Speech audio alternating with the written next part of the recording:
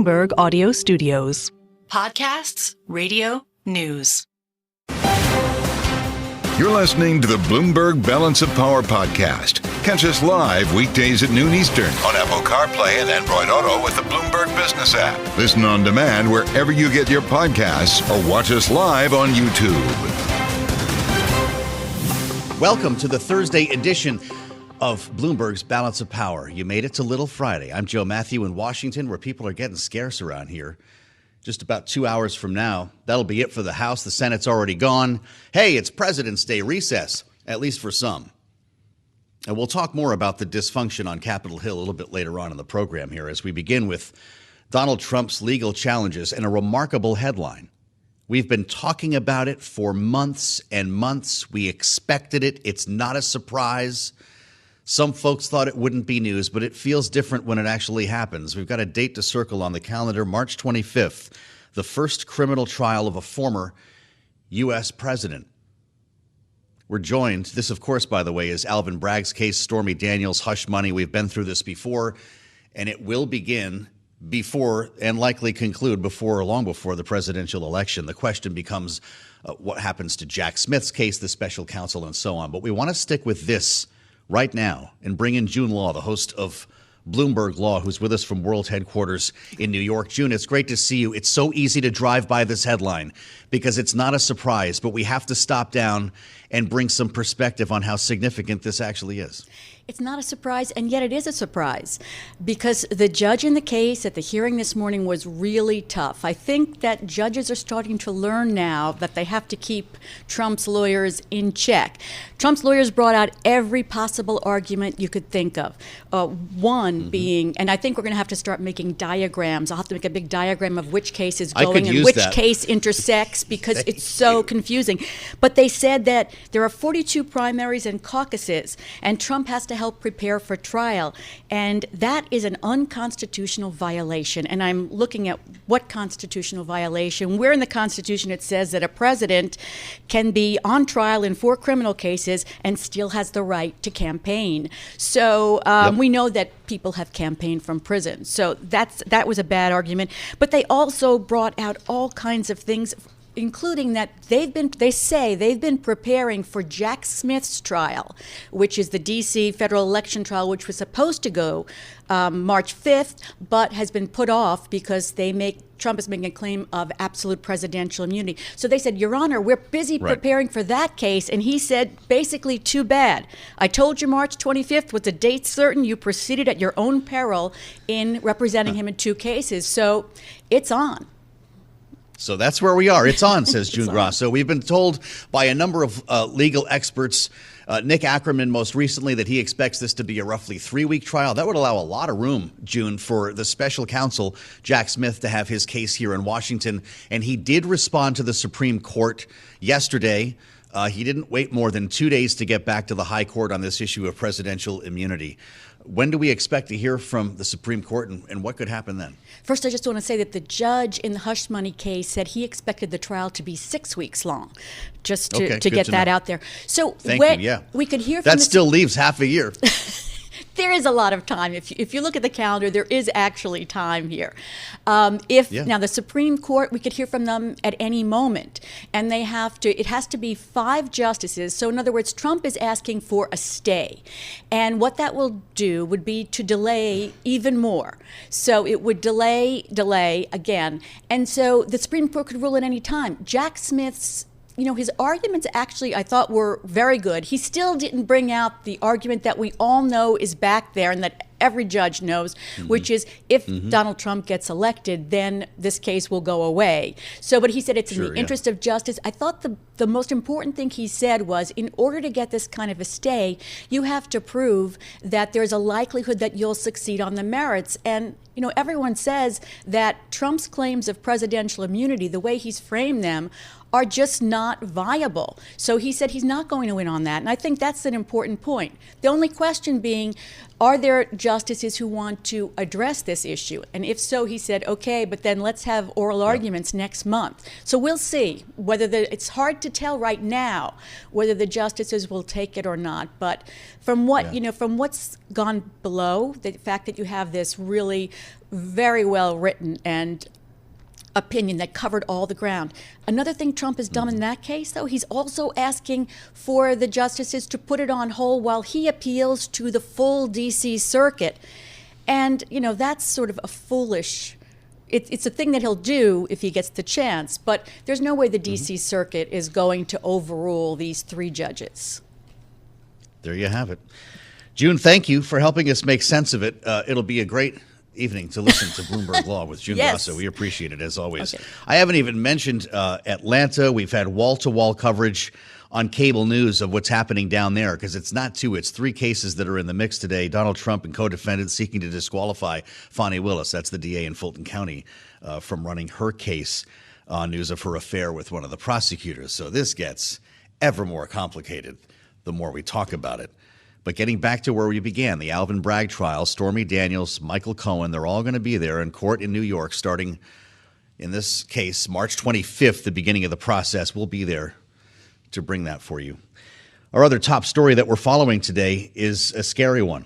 With the headline on the terminal, Russia mulls nuclear weapons in space. U.S. intelligence finds. This goes back to Mike Turner's tweet from yesterday that we talked about, warning everyone of this national security problem that he was urging the Biden administration to declassify so they could bring this forth. Apparently, it does involve Russia, discussing the possibility of basing a nuclear weapon in space. And it's another dangerous world conversation that we have with Michael Allen, managing director partner at Beacon Global Strategies. This is getting to be a habit having you in here to talk about scary stuff, but your experience brings you to this conversation, Michael, and it's great to have you here. Thanks for coming having back. This is interesting because Jake Sullivan told the briefing room yesterday, I actually already scheduled a classified briefing with the Gang of 8 on this. Yes. Well, he didn't say it was really on this, but we knew what he was talking about. Right. What compelled the intelligence chair to scare everybody with that tweet yesterday? This is a sort of a parlor game already, everyone trying to figure out what he meant to do. I think he had good intentions at heart. I know that he cares a lot about nuclear issues. And I think he was just trying to get the word out to remind his House Republican colleagues and others in the Republican Party that Russia is a true threat, that Russia is always working against our interests, and that they're profoundly destabilizing and they're taking another step change to weaponize space. So we understand that the administration or the Pentagon has known about this for about a year. Congress has been briefed, about a week ago on this specific matter. We've also been talking about hypersonic weapons that Russia has reportedly used now in Ukraine for the first time. Right. Are we falling behind Russia on missile technology? I think we're definitely behind on hypersonics. I think the United States this has been a public record that China's way out ahead of us, and even is Russia. The interesting thing about the Russians using their hypersonics, however, in Ukraine is that, remember, there was this stunning news last year that the Ukrainians repurposed our Patriot missile batteries and actually shot down the Kinzhal, which is a Russian hypersonics. So I'm sure they're embarrassed about that. I don't doubt that they're trying to use every munition and missile that they can against the Ukrainians. Okay. In this case, though, if the hypersonics are being used in Ukraine, our Patriot defense systems are useless against them. Russia doesn't have a lot of money or resources at the moment. Do they have many of these, or is this a great threat or not? I think it is a great threat. I think it's something that our missile defenses would have a very hard time stopping because of the nature of the projectile's path when you're talking about hypersonics. So it's another reason why, we need to get on budget here in the United States Congress, actually pass the defense budget and start to move things along very quickly so that we can catch up on hypersonics and help Ukraine. That's a whole other conversation right now because we're actually potentially shutting down the government starting 3 weeks from today, as a matter of fact. And we can't seem to figure out how to fund our allies in Ukraine, Israel, and Taiwan. I don't need to give you the background on all of that. There are new questions this week about NATO though, in a potential second Trump administration, as he's floated this idea now of a two-tiered NATO. I'm sure you heard about this, Yes. where Article 5 would only apply to those who meet their spending goals as part of the alliance.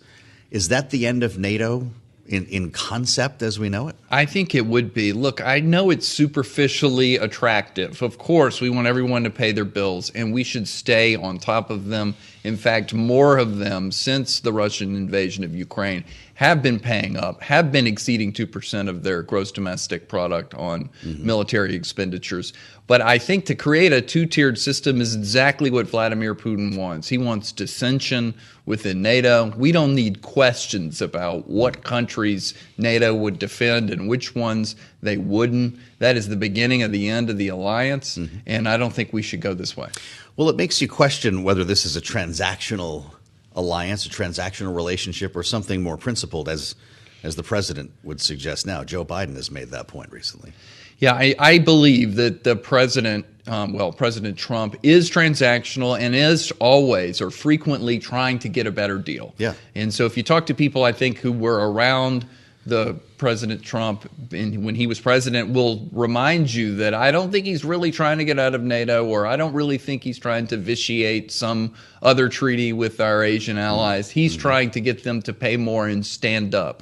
And again, to a degree, I think that's a good idea. I'm even more comfortable with them being more aggressive about it, but not to the point where we're trying to kick out certain members who can't make the 2% GDP for whatever reason. The philosophy becomes dangerous or carries new risk at a certain point, it would seem. Yes. And so there's a larger question here about what Mike Turner might have been up to by releasing this, by bringing this information to make it public.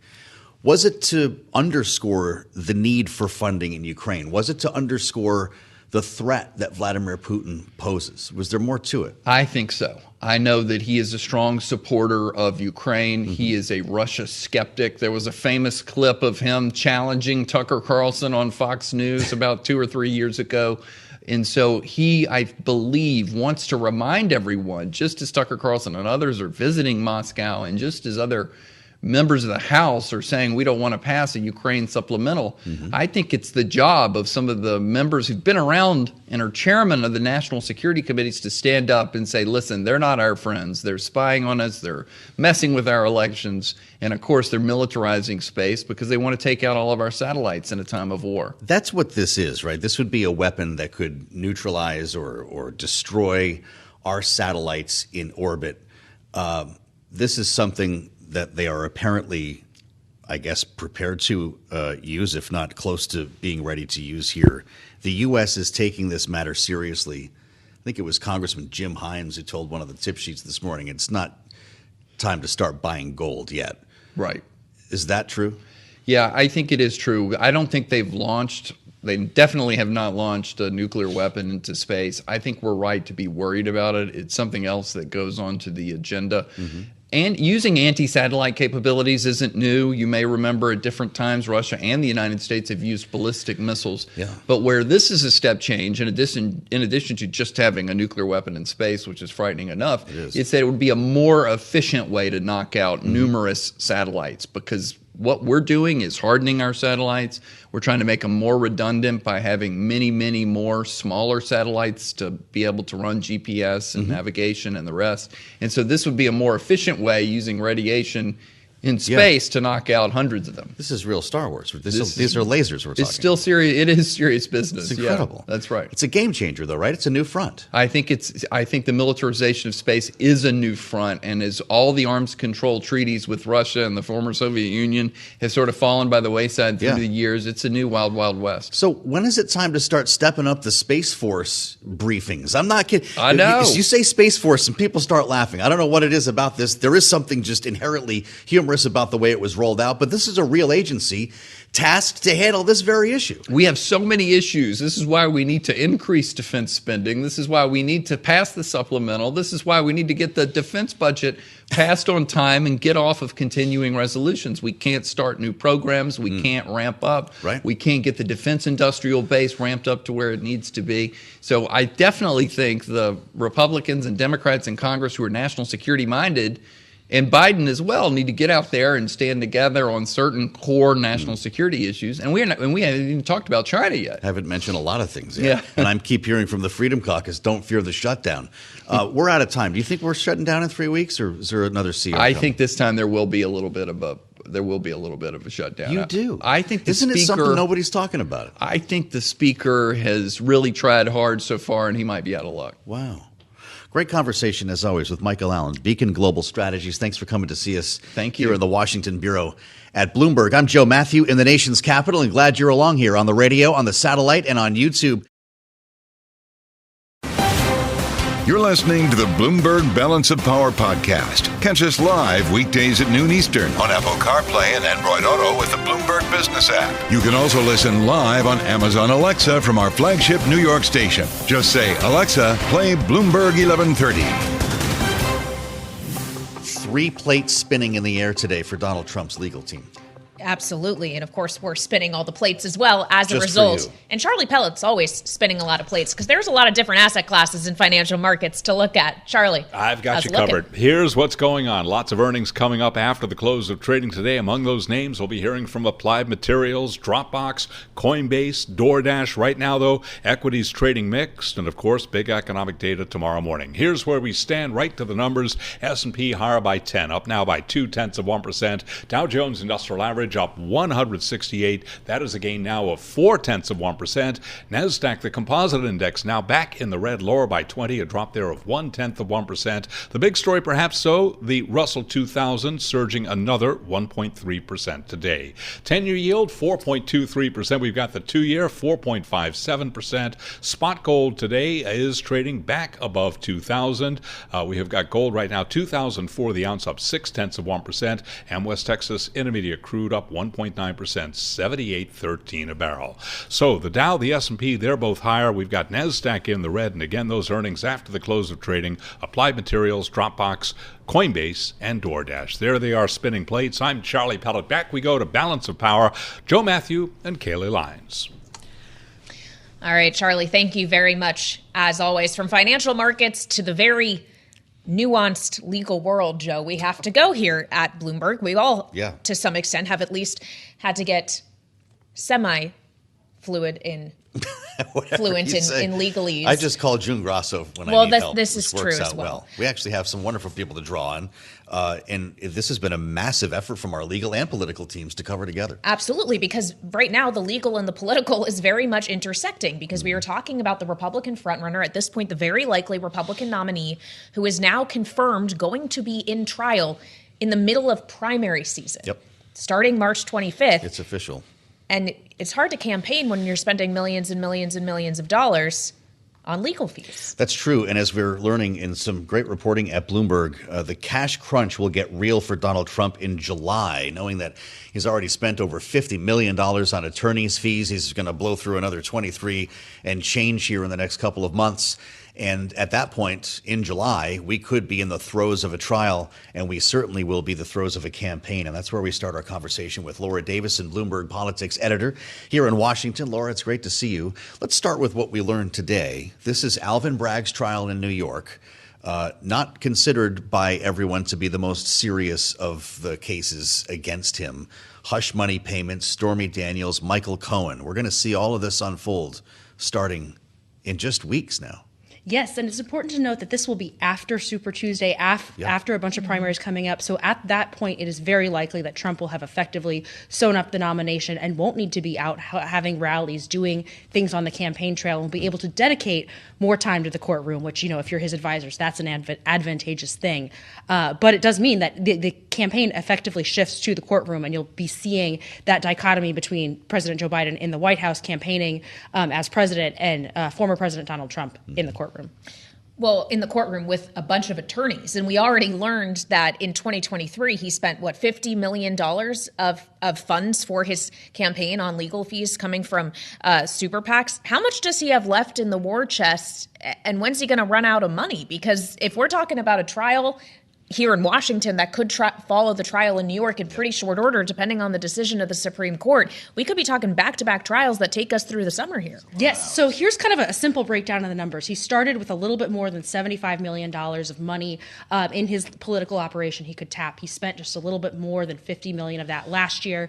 And so over the next 6 months, he's going to spend down, very likely, if he spends at the same rate he did last year, the remaining $23 million or so that he has left in the bank. And that's where things get tricky. One, it'll be July. It'll be in the heat of both the summer as well as the general campaign mode. And he either then has to go to donors to get more money, which means that money is not going into his campaign, or ask the RNC, the Republican National Committee, to pay his legal bills, which is likely to be a sort of fraught discussion because they are also behind on fundraising. So this sets up a really big issue for not only Donald Trump and his campaign, but Republicans across the board. What do the rules changing have to do when you go from primary spending to general election spending? Does that affect any of the accounts that he's pulling from? So generally, you can raise the way that campaign finance rules work. You can raise money that's certainly earmarked for the primary, and then new money that's in for the general. So he will be able to go back to donors who have donated before and get more money. But these are really big numbers that we're talking about. $25 million. For over 2 quarters or so. That is a huge chunk of change and would really dent the money that would be going into other races. Yeah, and as you're talking about spending money there, maybe it's less money to be spending on traditional campaigning, which, as we've had extensive conversations about, Donald Trump in many ways isn't necessarily a traditional political candidate. He has a lot of earned media that he doesn't need to pay for, and part of that's the nature of being a former president, not just a presidential candidate.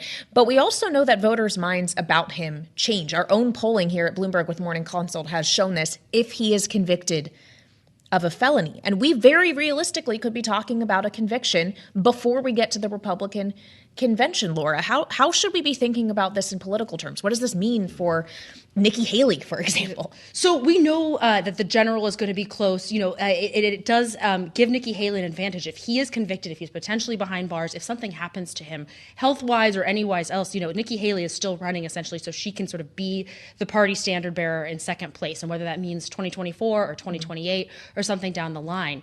But if Trump, is convicted, let's say over the summer or in the fall, we know that means that in swing states, voters are less likely to vote for him, which is a huge advantage for Joe Biden, and also a reason why Trump would need more money to be able to run more ads, to do more get out the vote efforts, to do all of these things to make up for what that sort of headwinds would be on the conviction front.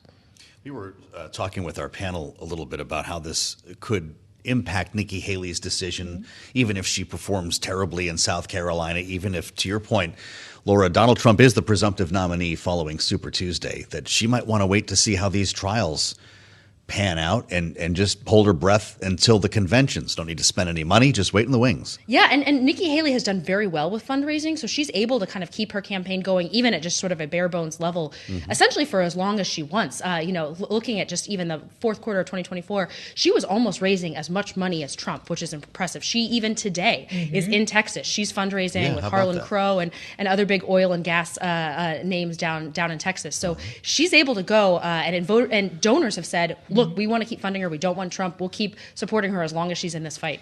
Well, and it's funny you mentioned Harlan Crow because, of course, we also know that name because of his relationship with Supreme Court Justice Clarence Thomas. And then this somehow comes back to the Supreme Court and the legal issues that we began this conversation talking about. Bloomberg Politics editor Laura Davison, thank you so much. It certainly is head spinning. So to help us make sense of the developments specifically in the legal world today, we want to bring in now Jessica Roth. She is Jacob Burns Center for Ethics in the Practice of Law at Cardozo Law School co-director, and of course a former federal prosecutor as well. Jessica, thanks so much for being with us. We got, of course, the decision from the judge today. The trial in New York will begin on March 25th. Is there anything that Trump and his legal team can do between now and then to change that?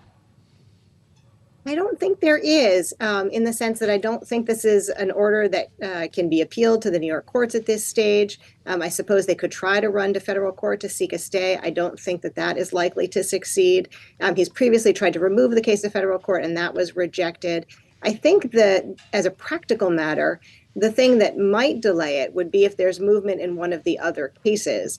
For example, if the U.S. Supreme Court were to say it wasn't going to take cert on the case involving immunity in the January 6th case, or if it quickly decided against him on that case and that matter were reset for trial in D.C., that wouldn't preempt this trial in terms of the trial date. But if it looked like that were on track, one could imagine that the two judges, the D.C. District Court judge and the judge in New York, would communicate, and the judge in New York might defer to the preparations for that case, which is what we all thought was happening initially before the case got put on hold in D.C. So it could be a calendaring issue between various courts, but legally, I'm not seeing the route to delay the proceedings in any other respect. Jessica, it's good to have you back on Bloomberg TV and radio. I'm wondering if you can talk to us, assuming this trial starts as planned March 25th, what jury selection would look like. Bloomberg is reporting that jurors may have to disclose what bumper stickers they have on their cars, whether they've read The Art of the Deal, what radio shows they listen to. How difficult will it be to assemble this group in New York? I think it's going to be a challenge to select a jury that can be fair and impartial in this case. I think the voir dire process, that questioning of jurors to know what they've heard about this case and whether they think they can be fair and impartial, is going to be a challenging one. That said, the judge who presided over the civil case, the defamation case, and the sexual assault case involving Jeanne Carroll, did impanel a jury twice. So we know it has been done before in New York and these two courthouses, the federal district court where those defamation cases were tried and the criminal court where this case is going to be tried in March. They're just across the street from each other. So they're drawing upon many of the same jurors, not exactly the same jury pool. The jury pool for the Manhattan case is Manhattan, as opposed to the federal district court where it's a broader district. But nevertheless, it's been done. I'll be very interested to see what, if any, protections are put in place for those jurors. As you may recall, in the civil defamation cases involving Jeanne Carroll, the judge made those jurors anonymous, meaning nobody learned their identities. And so I'll be very interested to see what, if any, discussion there is about protections for the jury in the criminal case against former President Trump. Well, yeah, the security considerations around this certainly are significant, considering this is a former president we're talking about. And I would imagine there will be quite a circus in New York as this trial begins. I feel like it's worth reminding our TV and radio audiences, Jessica, just what exactly it is the former president has been charged with here. We're talking 34 counts of falsifying business records, usually in the state of New York. That's just a misdemeanor. And Alvin Bragg made them felonies because he says it was done with the intention of violating state and federal election law. Can you just walk us through the strength of these cases, bringing these charges, making them felony charges specifically, and how likely it is you think he would be convicted on all or any of them? So the charges that were brought, as you mentioned, are falsification of business records. Under New York law, that can be a misdemeanor at its most basic level when a person intentionally creates and enters into the business records of their organization false entries. But it can also be a felony when that false entry is made with the intent to further or conceal another crime. And as a felony, that is frequently charged in New York. So it's not all that unusual that this crime in its felony version is charged. Here, the allegation is that the false entries were made in the business records of the Trump organization in order to conceal the payments to Michael Cohen to reimburse him for the payments he in turn made to Stormy Daniels and to others to conceal an alleged affair with the former president at the time that he was running for office in 2016, when it was thought that if the affair became public, or the allegations of the affair became public, that would hurt his campaign chances. And the reimbursements to Cohen for those payments that were made during the campaign continued in 2017, even after Trump took office. Now, the legal theory for the crime that Trump allegedly was trying to further or conceal through the false business entries, which was those entries of the payments to Cohen as reimbursement for or payments for legal fees. Sort of those underlying crimes that the entries were designed to conceal are alleged to be several, including violations of the federal elections law, violations of New York State elections law, and violations of New York State tax laws. And the court basically said, those are three permissible theories to underlie the charge, the felony charge, that the false business entries were designed to conceal one or more of those crimes. This will smack of a tabloid trial, though. We're going to have Stormy Daniels on the stand here telling the story, Michael Cohen telling his story all over again? I would say certainly we will have the testimony of Michael Cohen. I imagine we would have the testimony of Stormy Daniels, although to my mind that's less clearly necessary. But yes, Michael Cohen would be an important witness for the prosecution. We all are familiar with the problems of his credibility, given that, among other things, he has pleaded guilty to lying under oath before.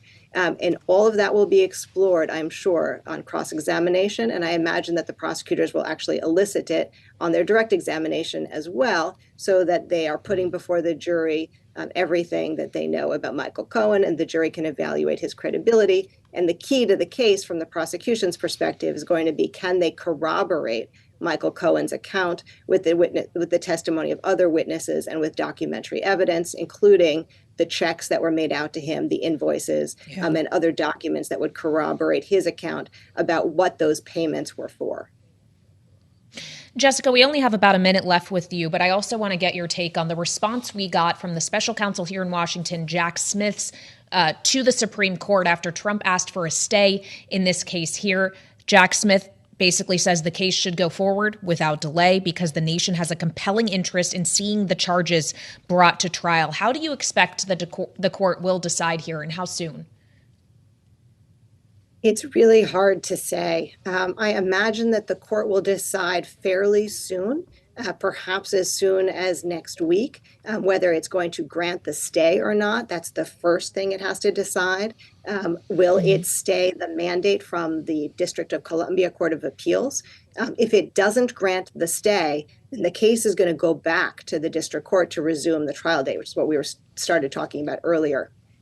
It also will have to decide whether to actually review the case independently of the stay. So there's a scenario where they don't grant the stay, but they do say we'll consider the case on the merits. It's hard to say whether they're going to take it or not. It is such an important novel question, whether there is immunity from criminal prosecution for a former president. But it's really hard to predict. Wow. Jessica, thank you. That was incredibly helpful. A seminar, once again, with Jessica Roth. With us from Cardozo Law, former federal prosecutor in the U.S. Attorney's Office for the Southern District of New York. Breaking news today in the case, hush money case against Donald Trump. This is Bloomberg. You're listening to the Bloomberg Balance of Power podcast. Catch us live weekdays at noon Eastern on Apple CarPlay and Android Auto with the Bloomberg Business app. Listen on demand wherever you get your podcasts or watch us live on YouTube. Welcome back to Balance of Power on both Bloomberg TV and radio. Nothing like scheduling testimony from the chairman of the Fed the week of the State of the Union and potentially when parts of the government are going to be shut down, Joe. But honestly, I guess we all just got to buckle up for the first week of March. Taking that week off, actually. So good luck with that. Let me know how it and goes. Super Tuesday. Super Tuesday, right. State of the Union. The hits keep coming here, Kailey, and they do for this Republican speaker. And I'm not even talking about being jammed by the Senate or dealing with controversial legislation. It's the retirements. We're at 5 now, 5 high-profile Republican chairs who say they don't want to do this anymore. And one of them, just yesterday, Mark Green, announced his resignation or retirement, I guess I should say, the day after his committee impeached the Homeland Security Secretary. And you would have thought that was a win for him. You would have thought. And yet the statement he gave when announcing that he's not seeking re-election is pretty brutal, Joe. Yeah. The quote, "Our country and our Congress is broken beyond most means of repair. I have come to realize our fight is not here within Washington. Our fight is with Washington." Wow. It's just a stunning statement. Mark Green, add the chairs of Energy and Commerce, Financial Services, Appropriations, now the China Select Committee. Mike Gallagher was, I think, the most recent before Green. That's here. Correct. We need to assemble our panel for their take on this. Jeanne Zaino is here, Bloomberg Politics contributor, joined by Lisa Camooso Miller, former communications director of the RNC, host of the Friday Reporter podcast. Lisa, I don't want to pick on you as a Republican, but I am curious your thoughts here. You worked for a Republican Speaker of the House. What's Mike Johnson doing wrong? Oh, I don't know if the blame goes to the speaker. I mean, I think that this epidemic has been happening long before he took the gavel. That is for sure, Joe. What I think is happening, though, is I think we're losing some really tremendous leaders in the House in general as we see these the chairs step away. And the problem here is not so much that it leaves more room for those that are in sort of the troublemaking part of the conference to rise up to then become chairs. And that's something that I think is even more concerning. The districts that they're evacuating will either go to, because some of them are challenge districts, so they'll go to the Democratic Party. There's an opportunity for pickups in a couple of those seats. But also, too, we run the risk of now having more radical and more willing to buck the system, if you will, members come into those districts. So it's not as if a freshman member would step into the chair of some of these great and powerful committees. It's that it opens up an opportunity for more of sort of the early. The problem in the conference is not necessarily with the leadership and those that have been there for some time. It's some of the newer members that are willing and ready to disrupt everything that is happening. And that's what we're seeing. And I think that's the difficulty with some of these committee chairs is that they want to invoke power. They also want to enact really great legislation and policy. And that is incapable of being done right now. There's just not the ability to have that happen. And that's where you see the frustration and them stepping away. But the retirements are on both sides. So we see a lot of Republicans stepping away. There are a lot of Democrats that are also making that choice. Mm-hmm. Absolutely. And Jeanne, just to go back to the statement from the, for now, chairman, our country and our Congress is broken beyond most means of repair. Do departures like this from leaders in the House make it all that more difficult to repair? How can it be repaired? Yeah, it is so difficult. He's talking about fighting Washington from the outside.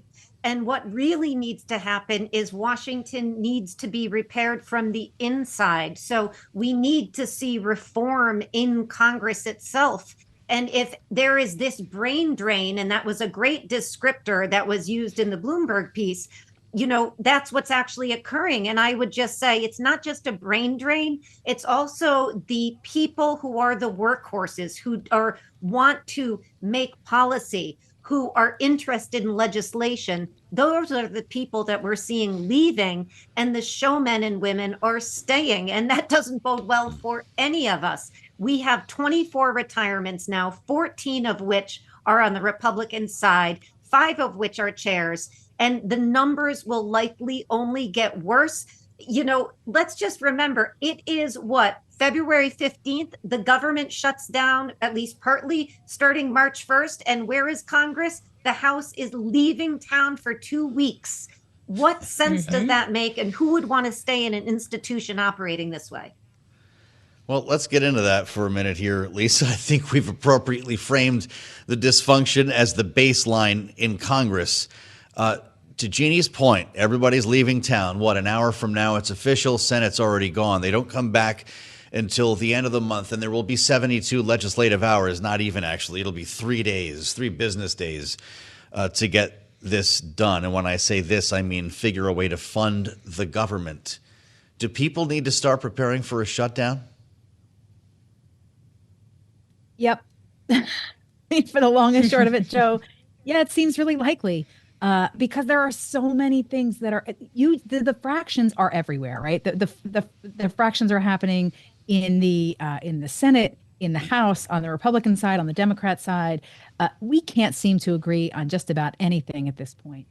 And the problem is that this isn't just about shutting down the government in sort of the traditional people. We have to remember that means that we have armed services that doesn't get paid. We have people that are in difficult and challenging parts of the globe that are not getting paid and not getting compensated for the hard work that they do. So not just regular government functions, but everything else. And yes, it absolutely feels that way.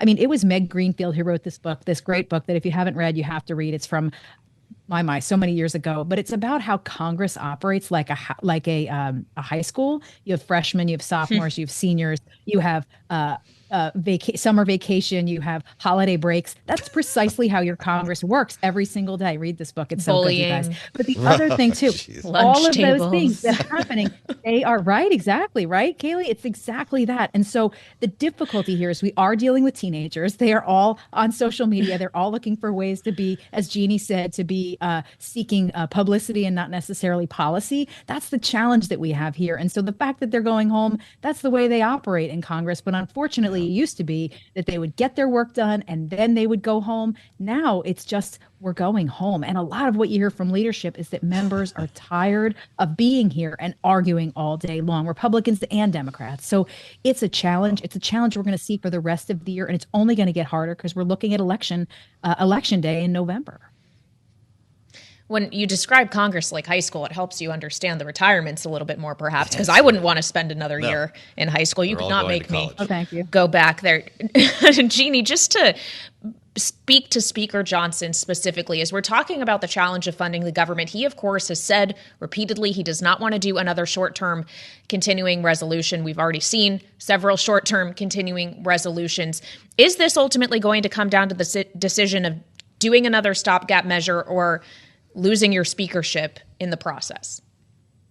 Yeah, I think so. And Kailey, you reminded me of that great Reese Witherspoon movie Election, which is fabulous, talking about Congress as classic. High school.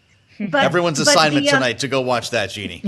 That's right. It's so good. But, you know, the fact is that he made a promise that he simply now cannot keep. And it's just one of many. I mean, the reality is he can't do anything about FISA. I mean, I was, kept saying that I was optimistic only because they wouldn't want to shut down in an election year because obviously nobody wins in that case, that they would avoid it. But I'm not so sure how they avoid it now, except for a CR. And to your point, Kailey, that could likely cost him the speakership. So the fact is there's a great Peter Drucker quote where he talks about a job that defeats any person, two or three people in a row needs to be rethought.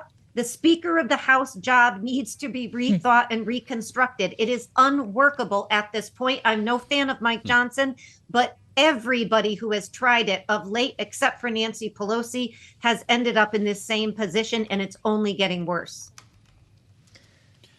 Well, there you have it. Maybe it's a power sharing agreement. I mean, if Mike Johnson loses two more and anything's possible, we've got 3 vacancies now. That's actually the conversation that we're going to be having here, isn't it? It very well could be. Also, the question of if it's not Mike Johnson or Hakeem Jeffries, if a power sharing agreement can't be made, who's going to be the speaker next? Well, it's when interesting. Many others have tried and failed in this Congress. No one has the answer to that, but I am just going to just leave this here. Tom Emmer is going to be coming on Balance of Power a little bit later on today, 5 o'clock. Here on Bloomberg TV and radio. This is the majority whip. He ran for speaker, and he'd be on any short list, Kailey, if there were one to be drawn up. Well, we're going to ask him about that for sure later this evening. Remember, Donald Trump didn't really like the idea of a speaker after the first go-around. Yes, that's true. Thanks for listening to the Balance of Power podcast. Make sure to subscribe if you haven't already at Apple, Spotify, or wherever you get your podcasts. And you can find us live every weekday from Washington, D.C. at noontime Eastern at Bloomberg.com.